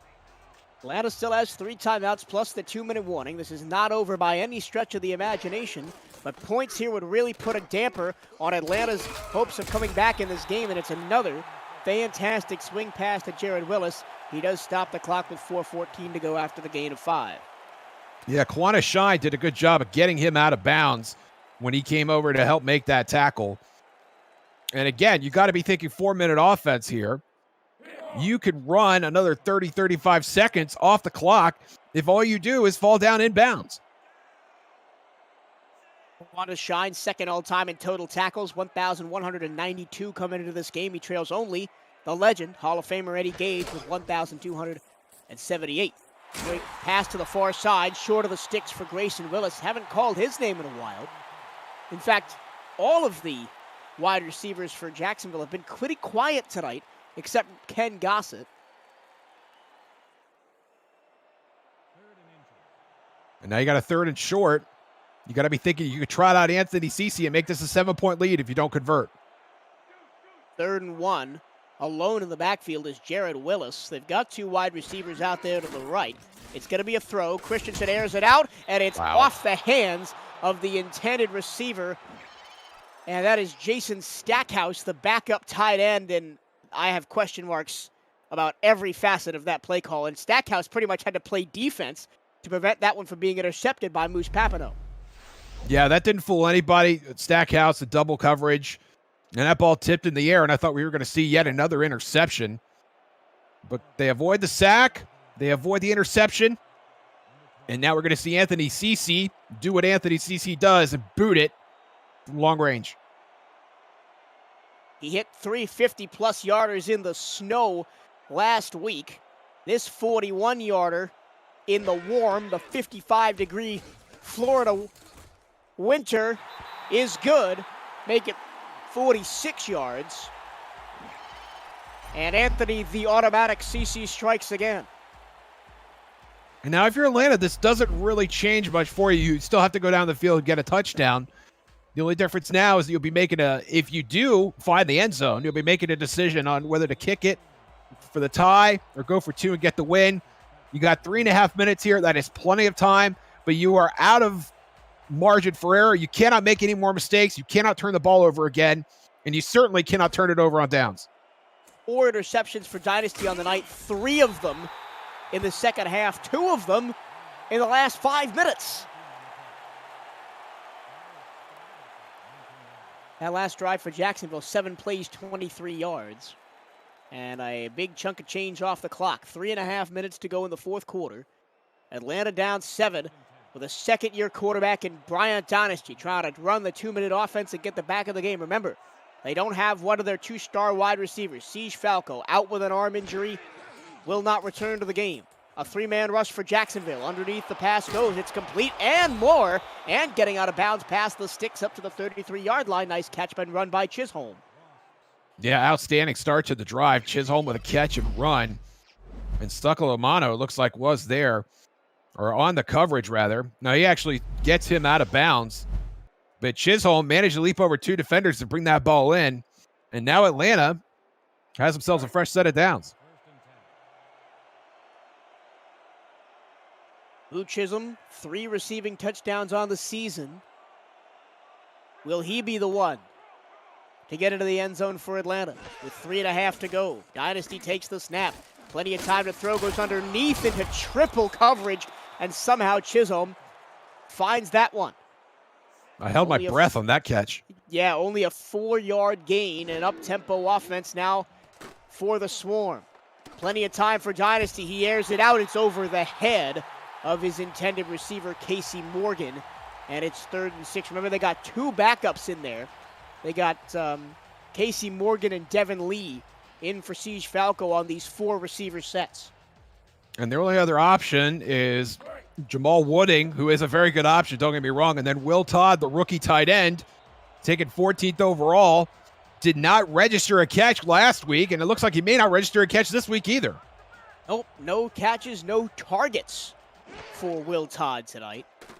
On 3rd and 6, floated over the middle, in and out of the hands of Casey Morgan, and the cold night continues in the warm Jacksonville winter.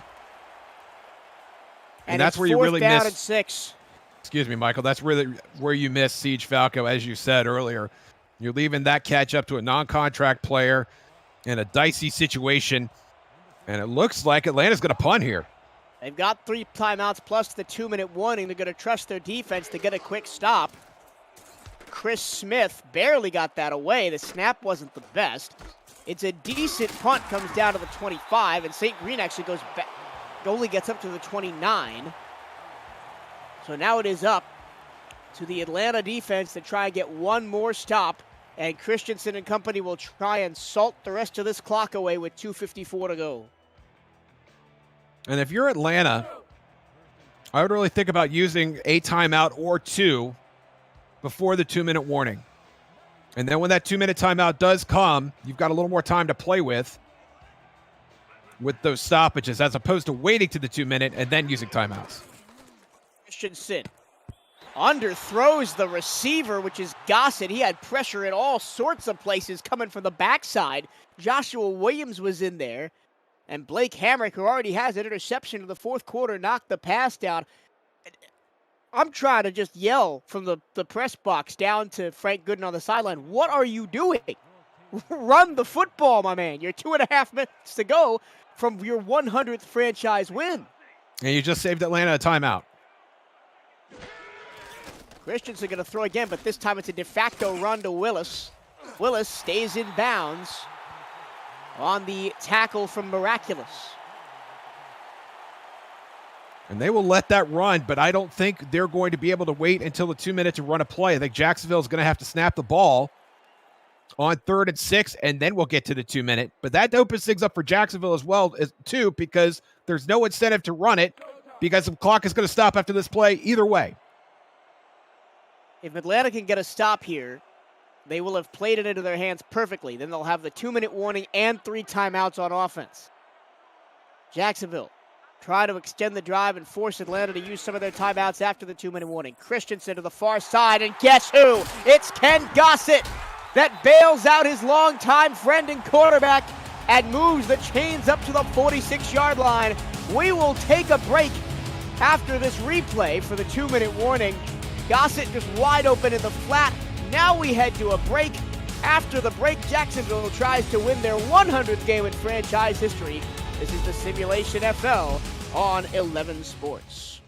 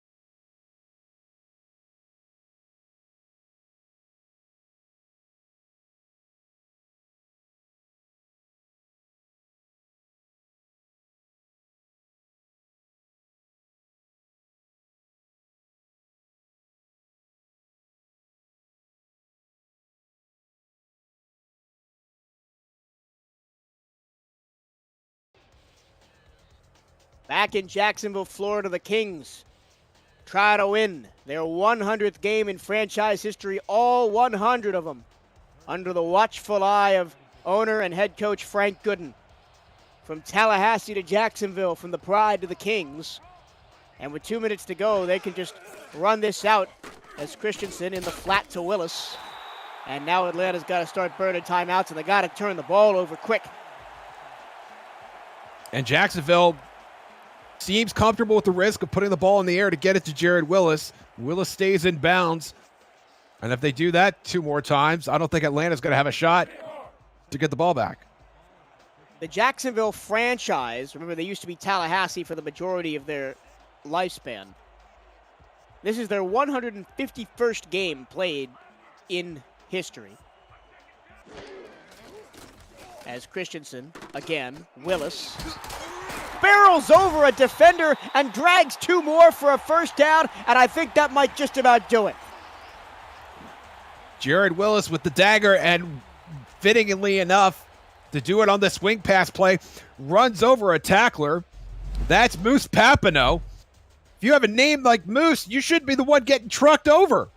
Jared Willis just takes him to the woodshed and puts this game on ice.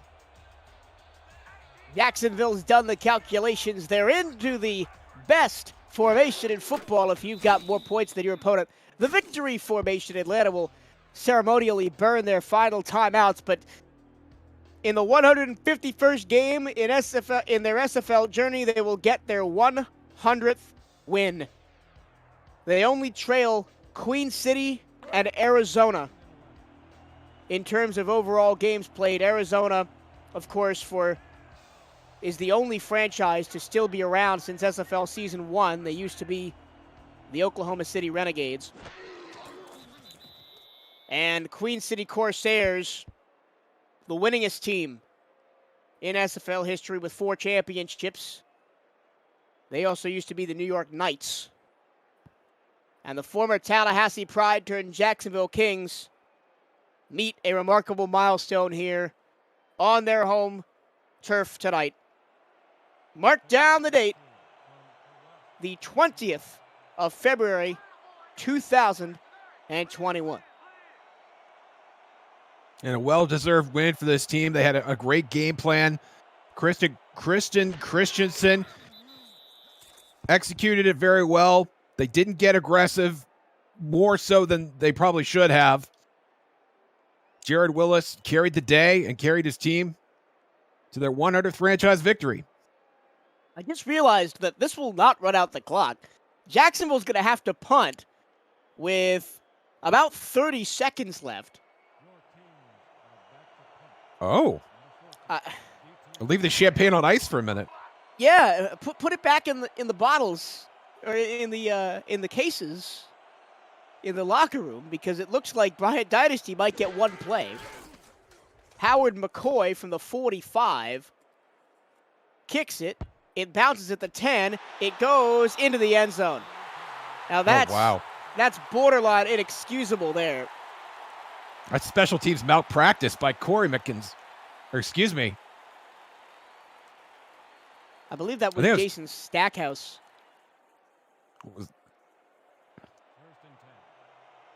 But either way, 23 seconds, no timeouts for Atlanta. Bryant Dynasty airs it out. He's got a catch, but he's inbounds. Just shy of the 40, that's Boo Chisholm. 13 seconds left. Dynasty, he saunters up to the line. 10 seconds and they spike the football. A little bit of drama to end your Saturday night of SFL action, Josh. Yeah, I would love to see them run a play there instead of spiking the ball, but with 10 seconds left, I think the issue has been decided. But Jacksonville's got to make sure they keep him out of the end zone for the next 10 seconds. Well, they're not in Hail Mary formation. They've got PDG Hollywood back there. Over the middle it goes, incomplete. They're going to get one more play with 5 seconds left, knocked away by Alex Bond. And what a great game Bond has had as well. We talked about Jay Mart. We've also talked about Alex Bond. Hunter Norwood, we called his name quite a bit. And Mike All, defensive end, the second-year man, I thought played a terrific game as well. A lot of defenders from this Jacksonville defense chipped in tonight. 5 seconds left. They've got no wideouts out there. They're going to screen it to Hollywood. He breaks a tackle, and he's going to be stopped inbounds. The clock runs out, and there it is. Win number 100 for the Jacksonville Kings. They get it done over their closest geological rival, the Atlanta Swarm. They have had so many incredible back-and-forth battles over the years. Just add this one to the SFL record books. As your final stats and highlights scroll across your screen, Josh Zirkle, a final word from you on this matchup tonight. Just an emotional roller coaster, and I thought Atlanta did a great job after Bryant Dynasty threw that interception, came out of the second half and did this, and that is Siege Falco, that injury. You can only think about what might have been if Falco had been able to stay healthy for the rest of the second half, and then Jamal Wooding finding his way to the end zone. And Atlanta really showed a lot of resilience for a young team with a second-year quarterback. And then, of course, Jacksonville and Jared Willis took over, and they had a little bit of help from the defensive side as well. But give credit to Jacksonville for having the lead, losing it, and then coming back to take away their 100th franchise win. Atlanta was down 10-0. They scored 20 straight points over the second and third quarters to take a 20-10 lead. And then it was all on their 100th win. I go back to using their old franchise name. It was all Jacksonville from then on, they got the last 17 points to win the ball game, and this was the play of the game right here. This was the game-winning play. The 37-yard pick six from Jay Martin, and I don't think there's anybody else you can give player of the game to. 13 No, absolutely tackles, 2 tackles for loss, 1 pass defended, and his first career interception and pick six. Even without the interception, you can make a great case for him being player of the game. But that only solidified it. And what an outstanding game for the rookie. It's such a monumental milestone event for his franchise. The rookie, and he was tasked with spying BDG Hollywood all night. And of his 13 tackles, I'm pretty sure 7 of them were solo, one-on-one, against the great 9-season veteran, future Hall of Famer. The player of the game, they're going to give it to Jared Willis. 24 yards on the ground, 75 through the air, and a touchdown either way. But J Mart will be the player of the game in my heart. I agree. It belongs to Jay Mart. So What a that'll do game. it for us here from the King's Lair in Jacksonville, Florida. For Jacob Clear and Stephen Hacker on stats, Cam and Irvine did the production work behind the scenes tonight. Josh Zirkle provided the analysis. I have been Michael Trevillo, saying so long, and thank you for enjoying an entire day of SFL action with us, and have a very pleasant good evening. Here's Cam and Irvine in the studio to wrap up the day's action.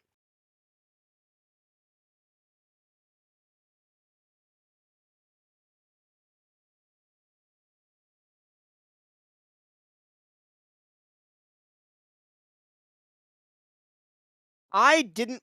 Oh, and then send it to commercial break. God dang it.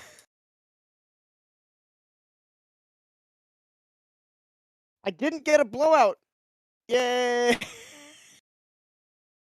Told you.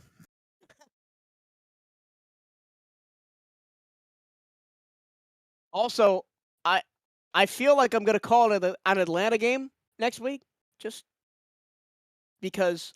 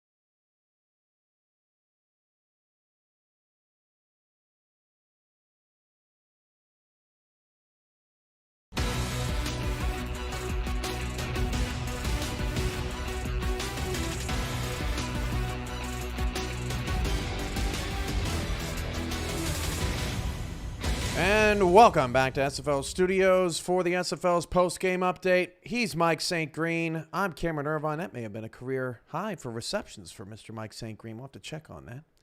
But at any rate, Jacksonville down 20-10 after up 10-0, scores 17 unanswered, gets a 27-20 win.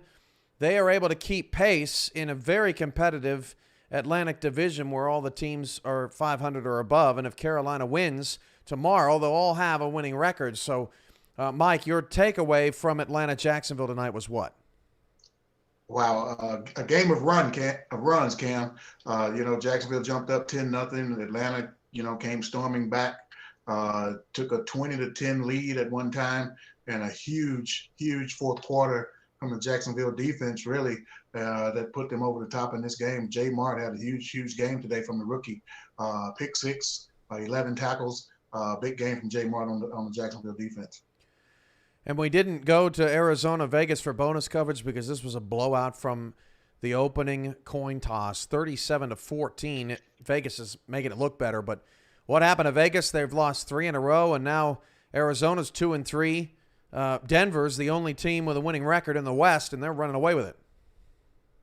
Yeah, this Arizona defense has really been all over the rookie quarterback from Vegas the entire game. Colin Pierce, he's been having trouble with turnovers and interceptions the past few weeks, and Arizona has definitely taken advantage of that today. Iverson Gamble with a couple of big interceptions, including a pick six. Mark Miller has had a huge game with 5 sacks and a fumble recovery. Just total domination from the Arizona defense tonight. And with that is a wrap. This has been the SFL and 11 Sports Week 6 Saturday. Action starts at 4:30 Eastern, and we'll have another fresh slate of games as we start to round the back 9 of the Simulation Football League. This has been a presentation of the SFL. This has been SFL on ESN. Until next week, he's Mike St. Green. I'm Cameron Irvine. Good night.